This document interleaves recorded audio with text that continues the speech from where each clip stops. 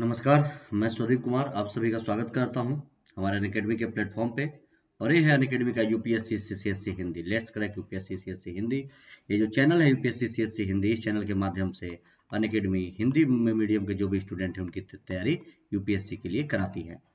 आप लोगों को पता ही है कि अनअकैडमी इंडिया का लार्जेस्ट लर्निंग प्लेटफॉर्म है। आप इसका सब्सक्रिप्शन लेकर के घर बैठे ऑनलाइन तरीके से अपने तैयारियों को आगे बढ़ा सकते हैं। आप इससे जुड़ेंगे तो आपको daily live classes, live test and quiz, पूरा कोर्स स्ट्रक्चर्ड फॉर्म में, और जो एक्सेस मिलेगा वो अनलिमिटेड में मिलेगा। इसके लिए आपको अपने मोबाइल में अनअकैडमी का लर्निंग ऐप डाउनलोड करना है और अपनी तैयारियों को जारी रखना है। ये हूँ मैं, मेरा नाम सुदीप कुमार। मेरे बारे में ये है मेरे टेलीग्राम चैनल का लिंक, ये है अनअकैडमी का प्रोफाइल लिंक। इन दोनों लिंकों को आप लोग जरूर फॉलो कर लेंगे। 100 से भी ज्यादा टॉप एडुकेटर्स आपको यहाँ पे मिलेंगे अनअकैडमी पे, जो आपको आपकी तैयारियों में योगदान देंगे और आपकी तैयारियों में आपके हर कदम आपके साथ रहेंगे। ये अपकमिंग कोर्सेज हैं अनअकैडमी के, ये सारे। ये है सब्सक्रिप्शन प्लान, दो तरीके का है, प्लस और आइकॉनिक। जो प्लस है वो कंप्लीट अनअकैडमी का रेगुलर कोर्स है, जिसमें यूपीएससी की कंप्लीट कोर्स की तैयारी होगी, pre mains optional essay test series वगैरह इंटरव्यू वगैरह, कंप्लीट कोर्स जिसके लिए यहाँ पे daily live classes, test series, unlimited practice और पूरा स्ट्रक्चर शेड्यूल। इसका जो 12वां महीने का चार्ज है प्लस कोर्स का 1 ईयर का, यह है आपका 49,500। लेकिन अगर आप इस कोड का इस्तेमाल करेंगे, कोड है स्वदीप, तो आपको फीस में 10% डिस्काउंट, और आफ्टर डे डिस्काउंट आपकी फीस होगी 44,550 रुपए। वहीं अगर आप 24 महीने का यानी 2 साल के लिए लेते हैं 72,000 रुपए, कोड के इस्तेमाल के बाद 10% डिस्काउंट 64,800। वहीं अगर आप 36 महीने यानी 3 साल के लिए लेते हैं 90,000, कोड के इस्तेमाल के बाद 81,000। तो ये सारा प्लान, ये सारी चीजें तो जरूर ध्यान में रखेंगे आप लोग, क्या क्या चीजें हैं। दूसरा है आइकॉनिक। आइकॉनिक में आपको ये प्लस कोर्स वाली सारी चीजें मिलेंगी। इसके अलावा कुछ एडिशनल फीचर्स हैं, जैसे आपको एक पर्सनल कोच मिलेंगे जो पर्सनली आपकी तैयारी पर ध्यान देंगे। डेली बेस्ड क्वेश्चन है, राइटिंग प्रैक्टिस के होगा, पूरे स्टडी प्लान के साथ तैयारी होगी, पर्सनली फीडबैक भी मिलेगा। इसका जो 12 महीने का चार्ज है यानी 1 ईयर का, ये है आपका 69,500। लेकिन इस कोड का इस्तेमाल करेंगे तो इसमें भी 10% डिस्काउंट, और ये होगा आपका 62,550 में, वो 1 साल के लिए। 2 साल के लिए ले लेते हैं तो 1,07,000 रुपए, कोड का इस्तेमाल करेंगे तो 96,300। 3 साल के लिए लेते हैं तो 1,41,000, कोड के इस्तेमाल के बाद 1,26,900। तो ये आइकॉनिक का प्लान है। और जो ऑप्शनल, अब यहाँ पर भी आप ऑप्शनल का भी अलग से सब्सक्रिप्शन ले सकते हैं। 1 महीने, 6 महीने, 12 महीने, 24 महीने, 36 महीने। तो 6 महीने मिनिमम इसमें लेंगे 22,500 में मिलेगा। और इस पे भी आपको 10% डिस्काउंट होगा। मैं मेरे कोड का इस्तेमाल करेंगे स्वदीप का, तो 20,250 में। अगर 12 महीने यानी 1 साल के लिए लेंगे तो 27,500, कोड के इस्तेमाल के बाद 24,750। और ये 24 महीने यानी 40,000, कोड के इस्तेमाल के बाद 36,000। और 36 महीने यानी 3 साल के लिए लेंगे तो 50,000, कोड के इस्तेमाल के बाद 45,000। तो ये सारा प्लान है। आप लोग को अनअकैडमी कॉम्बैट के बारे में पता ही है कि ये आप लोगों के लिए अनअकैडमी ने लाइव टेस्ट सीरीज शुरू किया है। ये लाइव टेस्ट सीरीज है और ये होगी आप लोगों के लिए ऑल ओवर इंडिया बेसिस पे। इसमें रैंकिंग भी आप लोगों की ऑल इंडिया रैंकिंग होगी, ये जिस तरीके से यूपीएससी में होती है। करना कुछ नहीं है, अनअकैडमी के मोबाइल एप्लीकेशन पे जाना है और यहाँ पे जो इनका यूपीएससी सीएससी का सेक्शन है यहाँ पे जाएंगे और अनअकैडमी कॉम्बैट पे जाएंगे और वहीं पे इनरोल करेंगे। इनरोल करते समय आपसे मांगेगा एक कोड, तो आप कोड डाल देंगे स्वदीप, SWADEEP। यहाँ पे कोड डाल देंगे स्वदीप, तो आपको यहाँ पे फ्री में रजिस्ट्रेशन हो जाएगा। और ये सब आपके लिए फ्री है, अलग से कोई चार्ज नहीं देना। 45 मिनट का सेक्शन होगा, 60 क्वेश्चंस पूछे जाएंगे, टोटल 13 टेस्ट होंगे। यानी प्री एग्जाम के पहले तकरीबन 780 क्वेश्चंस का प्रैक्टिस कर लेंगे। और अल्टरनेटिव संडे पे होंगे, 3 जनवरी को होगा ये, सुबह 11 बजे 11 AM पे, जरूर ध्यान में रखेंगे। 6 महीने बचे प्रीलिम्स एग्जाम में, आप लोगों को पता ही है। तो उसके लिए अनअकैडमी ने आज से मतलब 28 तारीख से एक बैच शुरू किया है, 28 दिसंबर से। तो आप लोग इसको जरूर ज्वाइन करिए, ये इंपॉर्टेंट बैच है। और ये 6 महीने का प्री स्पेशल है। इसमें पूरा प्रीलिम्स का सिलेबस कवर होगा, PDF study material, top educators, prelims test series with analysis, doubt clearing session और इंटरव्यू प्रिपरेशन वगैरह सब कुछ इसमें ऐड है। और ये 6 महीने का हिंदी इंग्लिश दोनों में, 1 साल का भी फाउंडेशन शुरू हो रहा है, 2 साल का भी फाउंडेशन शुरू हो रहा है, हिंदी इंग्लिश दोनों में। तो जरूर ज्वाइन करिए। कोड आप लोग इस्तेमाल करेंगे जब भी एडमिशन लेंगे स्वदीप, तो आपको फीस में 10% डिस्काउंट जरूर मिलेगा। ये आइकॉनिक का प्राइस भी आने वाले समय में हाइक होने वाला है। तो आप लोग को जिसका आइकॉनिक का सब्सक्रिप्शन लेना है जरूर ले लें, बहुत ही अच्छा है। और 1 साल के लिए 2 साल के लिए 3 साल के लिए ऑफर है, जरूर लें। इसमें पर्सनली कोच आपकी तैयारी पे ध्यान देंगे, पर्सनली आपका इवेल्युएशन होगा, पूरा daily answer writing, daily mains test series वगैरह सब कुछ इसमें आपको फैसिलिटी में मिलेंगी, तो जरूर इसको लें। और एक अभी 31 दिसंबर 2020 तक का एक ऑफर है अनअकैडमी का, कि अगर आप यूपीएससी जीएस प्लस और ऑप्शनल का जो कॉम्बो लेते हैं, यानी एक साल का जो 70,000 फीस है, इसके जगह पे अनअकैडमी मात्र 70,153 ले ले रही है, ऑलरेडी डिस्काउंट करके ला रही है। वहीं अगर जीएस आइकॉनिक और ऑप्शनल का एक साल का कॉम्बो ले लेते हैं तो उसकी फीस 97,000 है, और उसको अनअकैडमी ला रही है 88,705 में। यहाँ पर भी एक प्लस फायदा क्या है कि एक्स्ट्रा 10% आपको इस पे ऑफ में मिलेगा, और अगर आप इस कोड का इस्तेमाल करेंगे 10% और 70,153 में, और 10% और मिलेगा 88,705 में, तो जरूर ज्वाइन करिए, बहुत ही बेहतरीन प्लान है ये। और ये जो सोर्स है जो मैं आप लोगों को रोजाना पढ़ाता हूँ सुबह 10:30 बजे से, Hindu, Indian Express, down to earth, Hindustan Times, economics times, PIB, PRS, Dainik Jagran, Jansatta, government की वेबसाइट, यहीं सब मैं आपके लिए कुछ करंट के न्यूज और कुछ इंपॉर्टेंट एडिटोरियल्स हिंदी में लेकर के आता हूँ। तो क्या क्या लेकर के आता हूँ ये देखिए, मैं आपके लिए लाता हूँ डेली न्यूज, कुछ इंपॉर्टेंट एडिटोरियल्स हिंदी में, और आरएस टीवी, एलएस टीवी यानी लोकसभा राज्यसभा टीवी का जो ओरिजिनल डिबेट है जो टीवी पे इंग्लिश में आता है, वो मैं आप लोगों के लिए यहाँ पे हिंदी में लेकर के आता हूँ। तो एक चीज है जरूर ध्यान में रखेंगे। और आज हम लोग चलिए आपको डेली न्यूज में आज मैं क्या क्या पढ़ाऊंगा, क्या क्या टॉपिक है, ये ध्यान में रखिए। आज हम लोग डिस्कस करेंगे कामो 226T यूटिलिटी हेलीकॉप्टर है, इसके बारे में। सभी वाहनों के लिए फास्टैग अब जरूरी हो गया है, इसके बारे में। सुशासन दिवस के बारे में, विनीत अग्रवाल के बारे में, और कोयला आधारित निगरानी प्रणाली के बारे में। तो ये 5 टॉपिक आज हम लोग अपने डेली न्यूज में देखेंगे। और इंपॉर्टेंट एडिटोरियल्स में हम लोग देखेंगे, जो मैं आज आप लोग लेके आया हूँ, आज 3 एडिटोरियल आया हूँ। तो पहला है चंद्रयान 2 से प्राप्त डेटा, इसरो ने भी जारी किया है, द हिंदू का आर्टिकल है, साइंस एंड टेक्नोलॉजी का मुद्दा है। दूसरा है मदन मोहन मालवीय की भी जयंती थी कुछ दिन पहले, सोर्स पीआईबी का आर्टिकल है, भारतीय इतिहास का मुद्दा है। तीसरा है अंटार्कटिका में कोविड-19 पाए गए मामले, क्या क्यों ये चर्चा में है, क्योंकि कोविड तो पिछले 1 साल से है, तो क्यों ये चर्चा में अभी, ये ध्यान में रखेंगे। इंडियन एक्सप्रेस का आर्टिकल है, और विज्ञान और प्रौद्योगिकी का। और आज जो मैं आप लोगों के लिए राज्यसभा टीवी लोकसभा टीवी का डिबेट जो हिंदी में लेकर के आया हूँ, वो टॉपिक है आज हमारा द बिग पिक्चर, भारत की नवीकरणीय ऊर्जा योजना के बारे में। ठीक है, तो ये भी हम लोग पढ़ेंगे, क्या कैसे शासन व्यवस्था का मुद्दा है, एक एक करके हम लोग देखेंगे अपना आज का टॉपिक क्या क्या चीजें, ध्यान से देखते हुए चलिए।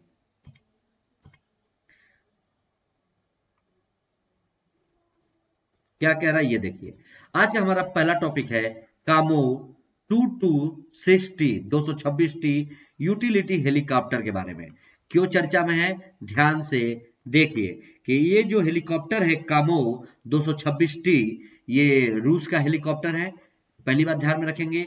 और जो भारतीय सेना इसको जल्द ही इसको लेने के लिए छूट इसको मिलने वाला है, क्या क्या चीजें हैं ध्यान से देखिए।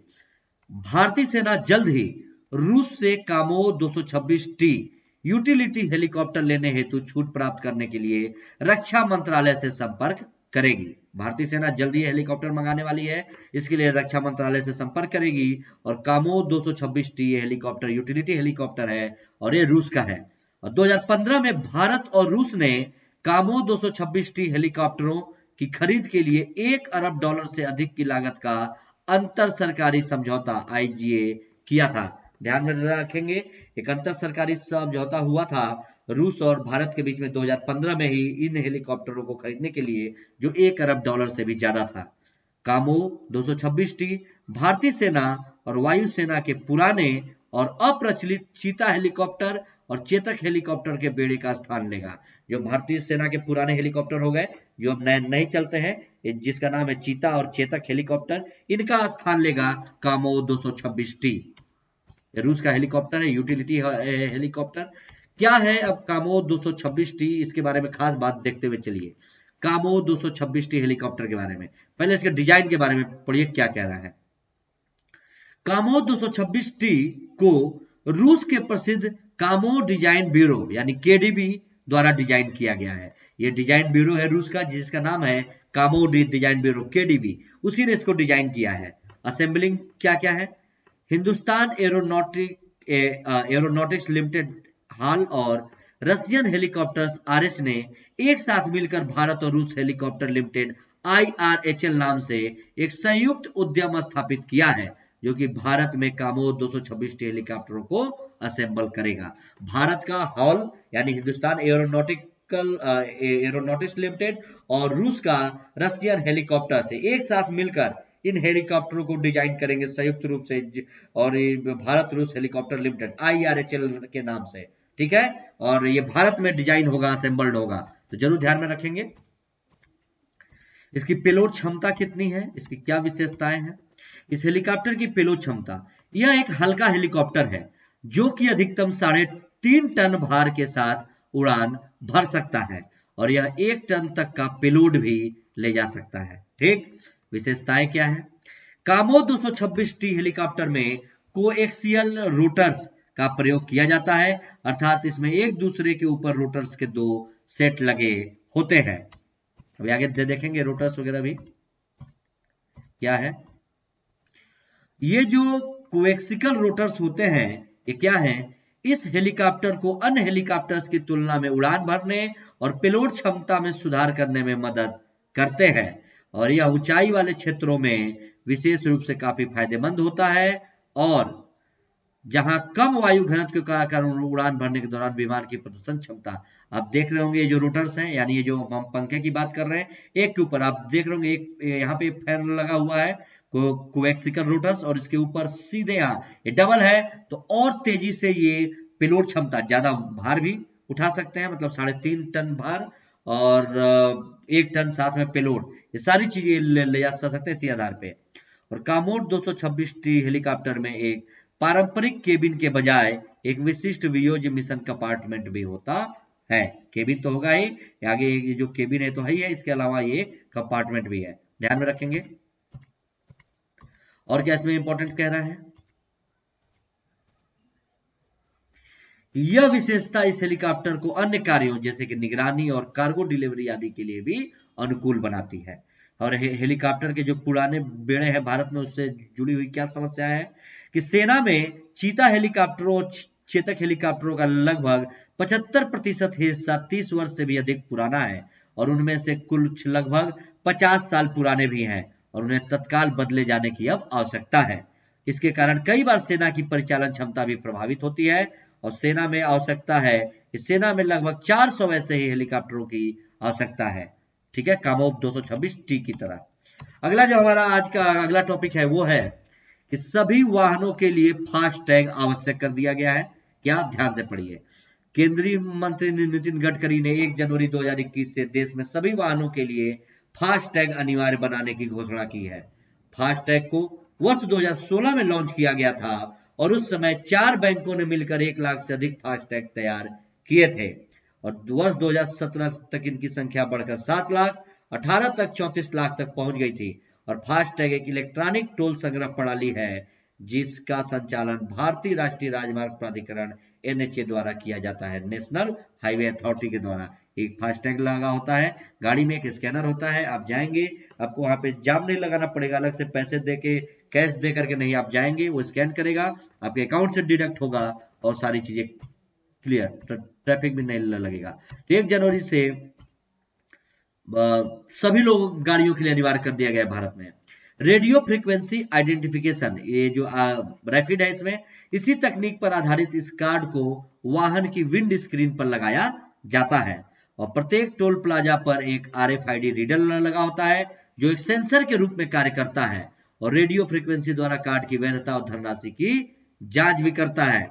और यदि कार्ड में धनराशि उपलब्ध होती है तो टोल शुल्क का भुगतान स्वतः ही कार्ड से हो जाता है, और वाहन बिना टोल पर रुके वहां से गुजर जाता है। और फास्ट टैग की सुविधा वाहन यात्रियों के लिए काफी लाभदायक होती है, क्योंकि उन्हें प्रत्येक टोल प्लाजा पर रुकना नहीं पड़ता, जिससे ईंधन और समय दोनों की बचत होती है, तो इसलिए जरूरी है। अगला हम लोग देखेंगे सुशासन दिवस के बारे में। 25 दिसंबर को मनाया जाता है सुशासन दिवस, कि पूर्व प्रधानमंत्री अटल बिहारी वाजपेयी के जन्म दिवस के उपलक्ष्य में प्रतिवर्ष 25 दिसंबर को सुशासन दिवस मनाया जाता है। इसी दिन अटल बिहारी वाजपेयी का जन्मदिन, इसी वजह से। और इस दिवस का उद्देश्य भारतीय नागरिकों, खासतौर पर छात्रों जो कि देश का भविष्य है, को सरकार के उत्तरदायित्वों और कर्तव्यों के बारे में जानने का अवसर भी प्रदान करता है। और 23 दिसंबर 2014 को अटल बिहारी वाजपेयी पंडित मदन मोहन मालवीय को भारत के सर्वोच्च नागरिक पुरस्कार भारत रत्न से भी सम्मानित किया गया था। और सुशासन दिवस सभी सरकारों के लिए एक अनुस्मारक के रूप में कार्य करता है कि सुशासन पूर्णतः निष्पक्ष, पारदर्शी और विकासोन्मुखी होना चाहिए।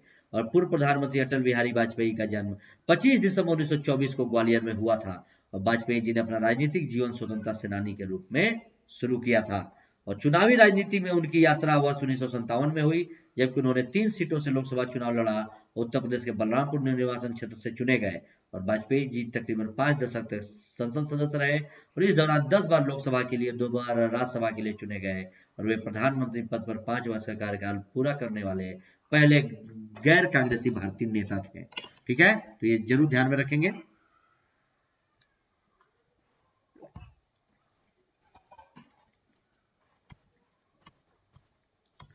अगला हमारा टॉपिक है विनीत अग्रवाल के बारे में। क्या है विनीत अग्रवाल, इनके बारे में देखिए क्या कह रहा है कि देश की प्रमुख logistic company transport corporation of India limited TCIL के प्रबंध निदेशक MD जो मैनेजिंग डायरेक्टर है विनीत अग्रवाल ने भारतीय वाणिज्य एवं उद्योग मंडल यानी कि एसोचैम के नए अध्यक्ष के रूप में पदभार संभाल लिया है। अभी मैंने एसोचैम के बारे में आप लोगों को एक दो दिन पहले पढ़ाया था, कभी इसके तहत रतन टाटा को, टाटा प्रमुख को ये अवार्ड भी मिला था। उन्होंने इस पद पर हीरानंदानी समूह के संस्थापक और प्रबंध निदेशक डॉक्टर निरंजन हीरानंदानी का स्थान लिया है। और विनीत अग्रवाल ने अमेरिका के कार्नेगी मिलान विश्वविद्यालय से स्नातक किया है और इसके अलावा अखिल भारतीय प्रबंधन संघ में यंग लीडर काउंसिल के संस्थापक अध्यक्ष भी हैं। उन्हें भारतीय सामग्री प्रबंधन संस्थान द्वारा वर्ष 2018 में CEO ऑफ द ईयर भी नवाजा गया है। और एसोचैम भारत के सबसे बड़े व्यापार संघों में से एक है, जिसकी स्थापना वर्ष 1920 में भारतीय उद्योग के मूल्य के सृजन हेतु की गई थी। और इस व्यापारिक संघ ने देश के व्यापार, वाणिज्य और औद्योगिक वातावरण को आकार देने में महत्वपूर्ण भूमिका भी अदा की है। अगला हमारा टॉपिक है कि कोयला आयात निगरानी प्रणाली क्या कह रहा है, ध्यान से पढ़िए कि केंद्र सरकार ने 1 फरवरी 2020 से एक कोयला आयात निगरानी प्रणाली लागू करेगी। ठीक है, जिसके तहत कोयला आयातकों के लिए एक ऑनलाइन प्रणाली के माध्यम से अग्रिम सूचना प्रस्तुत करने और एक स्वचालित पंजीकरण संख्या प्राप्त करना अनिवार्य बना दिया जाएगा। ये 2020 नहीं 21 है, ये टाइपिंग मिस्टेक होगा। 1 फरवरी 2021 से, ठीक है ना, एक कोयला आधारित निगरानी प्रणाली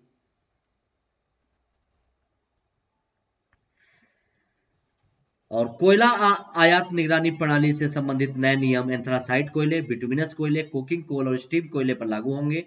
और यह प्रणाली केंद्र सरकार को आयात किए जा रहे कोयले के विभिन्न श्रेणियों पर नजर रखने, तदनुसार नीतिगत निर्णय लेने में सहायता करेगी। और इसके तहत जारी स्वचालित पंजीकरण संख्या 75 दिनों की अवधि के लिए वैध रहेगी।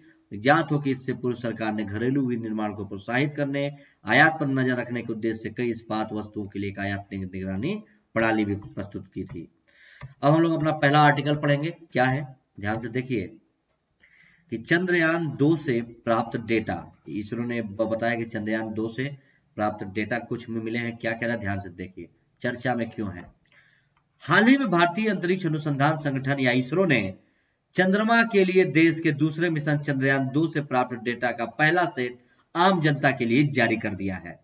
और गौरतलब है कि भारत द्वारा चंद्रयान 1 के बाद अपने दूसरे चंद्र अन्वेषण मिशन चंद्रयान 2 को 22 जुलाई 2019 को श्रीहरिकोटा स्थित सतीश धवन अंतरिक्ष केंद्र से प्रक्षेपित किया गया था। आप सब जानते हैं इस बारे में। और इसरो द्वारा वर्ष 2021 के अंत या वर्ष 2022 की शुरुआत में चंद्रयान 3 मिशन को प्रक्षेपित किए जाने की भी तैयारी की जा रही है। और सार्वजनिक रूप से डेटा जारी करने हेतु आवश्यक मानक क्या है, ये देखिए कि चंद्रयान 2 डेटा को पीडीएस अभिलेखागार के रूप में स्वीकृत किए जाने और वैश्विक वैज्ञानिक समुदाय तथा आम जनता के साथ साझा करने हेतु तैयार घोषित किए जाने से पहले इसे प्लैनेटरी डेटा सिस्टम मानक के अनुरूप होने के साथ ही वैज्ञानिक और तकनीकी रूप से इसकी विद्युत क्षमता की जानी आवश्यक हो गया है। और इस गतिविधि को पूरा कर लिया गया है और इसलिए चंद्रयान 2 मिशन के डेटा के पहले सेट को भारतीय अंतरिक्ष विज्ञान डेटा सेंटर ISSDC, ठीक है, Indian space science data centre द्वारा संचालित प्रधान पोर्टल के माध्यम से व्यापक सार्वजनिक उपयोग के लिए जारी कर दिया गया है। और ISSDC इसरो के ग्रही मिशनों के ग्रही डेटा संग्रहण का एक नोडल केंद्र है। ये सारे पॉइंट आसानी से लिखे हैं, जरूर ध्यान से देखिए। वर्तमान डेटा क्या है, इससे संबंधित ये देखिए क्या है वो वर्तमान डेटा। ISSDC के पास वर्तमान में चंद्रयान 2 के पेलोड के 7 उपकरणों द्वारा से सितंबर 2019 से फरवरी 2002 के बीच संग्रहित डेटा उपलब्ध है। और ISDA इसरो के ग्रही मिशनों के लिए दीर्घकालिक शब्द संग्रह है, यानी इसरो साइंस डाटा आर्चिव। और डेटा के निहितार्थ क्या है कि इन आंकड़ों से पता चलता है कि सभी प्रयोग अच्छा प्रदर्शन कर रहे हैं और प्राप्त आंकड़े पूर्व प्रक्षेपण वादों को पूरा करने की उसकी क्षमता का भी संकेत देते हैं। चंद्रयान 2 के बारे में पढ़ लीजिए अब। यह लगभग 3887 किलोग्राम का एकीकृत 3-in-1 अंतरिक्ष यान है, जिसमें चंद्रमा का एक ऑर्बिटर विक्रम, लैंडर और प्रज्ञान नामक रोवर शामिल हैं। और साथ ही इसके तीनों घटकों को चंद्रमा का अध्ययन करने के लिए वैज्ञानिक उपकरणों से सुसज्जित किया गया है। और चंद्रयान 2 भारत द्वारा चंद्रमा की सतह पर उतरने का पहला प्रयास था। और इसरो द्वारा इस मिशन के माध्यम से चंद्रमा की सतह के दक्षिणी ध्रुव पर उतरने की योजना बनाई गई थी। हालांकि लैंडर विक्रम ने सितंबर 2019 में चंद्रमा की सतह पर हार्ड लैंडिंग की और इसका ऑर्बिटर अभी भी चंद्रमा की कक्षा में है और इसके मिशन की अवधि 7 वर्ष है। इसका उद्देश्य क्या है? चंद्रयान 2 द्वारा चंद्रमा की सतह पर पानी के अणुओं की उपस्थिति से जुड़े प्रमाण पर शोध को आगे बढ़ाना और चंद्रमा पर पानी की सीमा तथा वितरण का अध्ययन करना और चंद्रमा के स्थलाकृति, भूकंप विज्ञान, सतह और वातावरण की संरचना का अध्ययन करना। प्राचीन चट्टानों और क्रेटरों के अध्ययन से चंद्रमा की उत्पत्ति और विकास से जुड़ी जानकारी भी प्राप्त हो सकती है। और क्या है इसका उद्देश्य? कि चंद्रमा के दक्षिणी ध्रुव क्षेत्र में प्रारंभिक सौर प्रणालियों के जीवाश्म रिकॉर्ड संकेत करने का अनुमान है और इस प्रकार यह प्रारंभिक सौर प्रणाली के बारे में हमारी समझ में सुधार कर सकता है। और चंद्रमा की सतह को मापना और इसका 3D मानचित्र तैयार करना, ये सारी चीजें जरूर ध्यान में रखेंगे।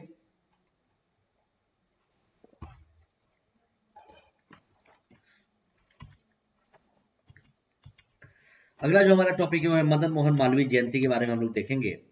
ये इनकी जयंती थी अभी 25 दिसंबर को 159वीं, इसलिए इनका आर्टिकल आया चर्चा में, इसलिए ध्यान से पढ़िए मदन मोहन मालवीय के बारे में। भारत के प्रधानमंत्री ने पंडित मदन मोहन मालवीय को उनकी 159वीं जयंती यानी 25 दिसंबर 2020 को श्रद्धांजलि अर्पित की है। संक्षिप्त परिचय इनके बारे में देखिए।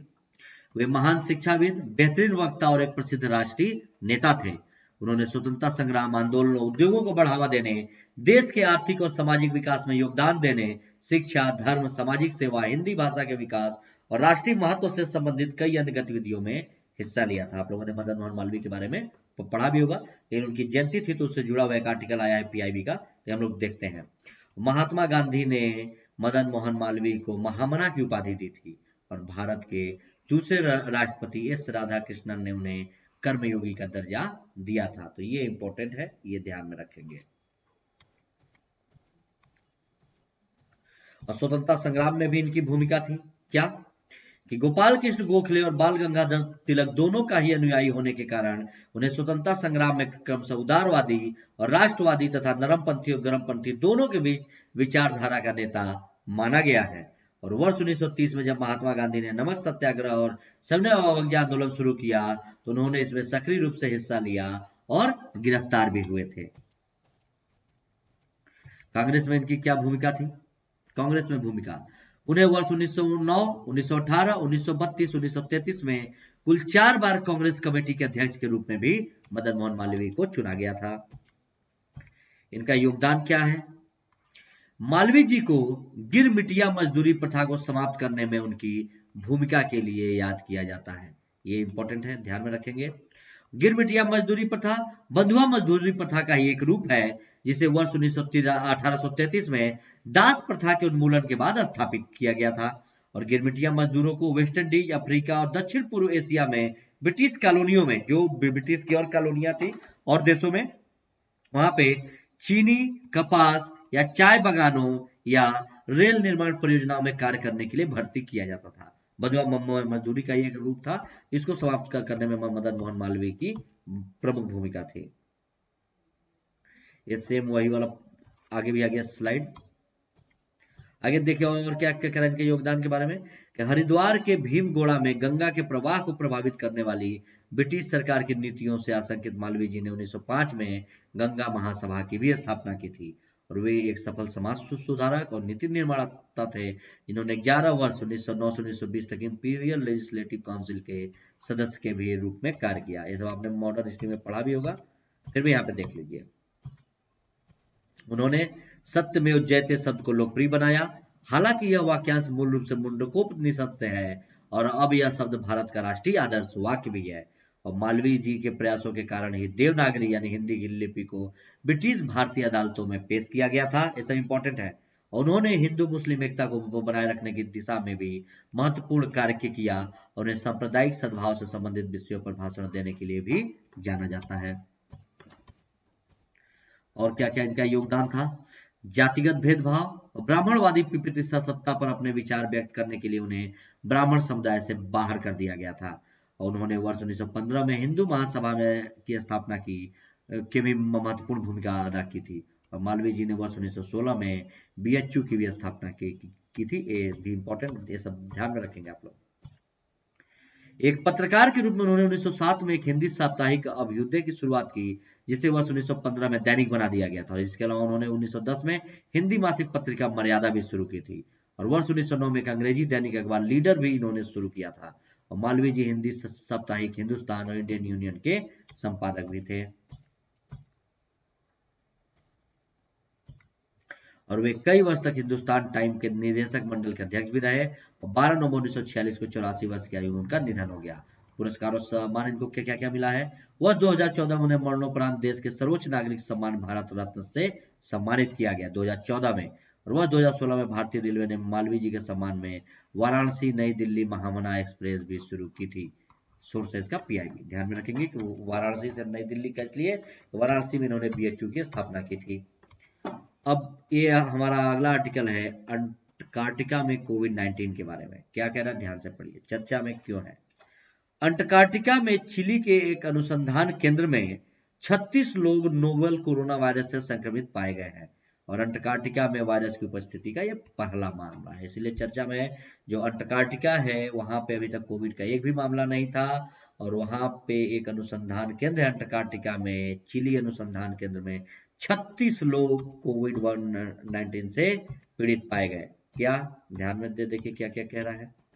अंटार्कटिका भारत सहित कई देशों द्वारा स्थापित लगभग 60 स्थानीय स्टेशनों को छोड़कर निर्जन है। वहां पे पब्लिक नहीं रहती, यही लोग वहां पे रहते हैं।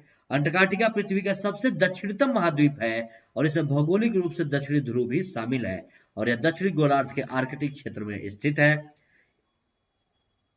140 लाख 14 लाख हो गए, 14 लाख वर्ग किलोमीटर, 14.0 है, ठीक है ना। यहाँ पे पॉइंट आप लोग ध्यान में रखेंगे। 14 लाख वर्ग किलोमीटर और 5.4 लाख वर्ग किलोमीटर में विस्तृत यह विश्व का 5वां सबसे बड़ा महाद्वीप है और भारतीय अंटार्कटिक कार्यक्रम एक बहुअनुशासनात्मक बहुसंस्थागत कार्यक्रम है जो पृथ्वी विज्ञान मंत्रालय के national centre for Antarctic and ocean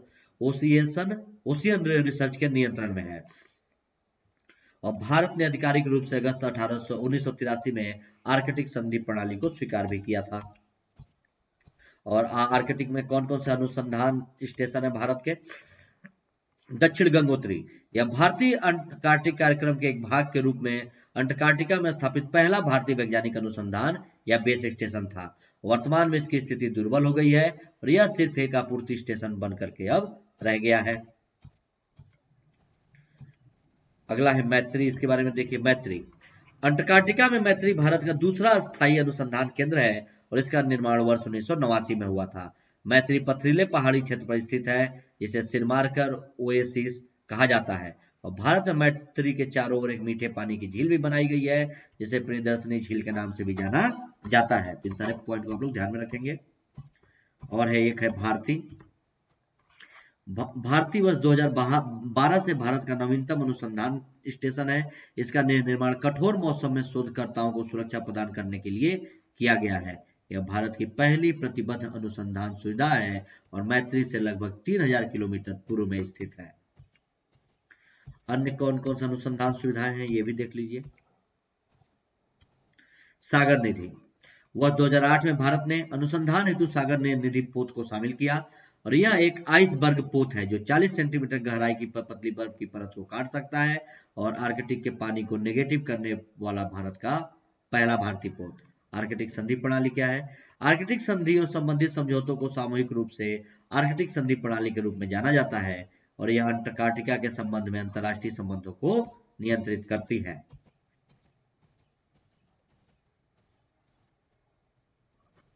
और अंटार्कटिक संधि सचिवालय का मुख्यालय ब्यूनस आयर्स अर्जेंटीना में है और आर्कटिक संधि 1961 में लागू हुई। वर्तमान में इसमें 53 दल हैं और एक वैज्ञानिक संरक्षण क्षेत्र के रूप में अंटार्कटिका को यह अलग करता है।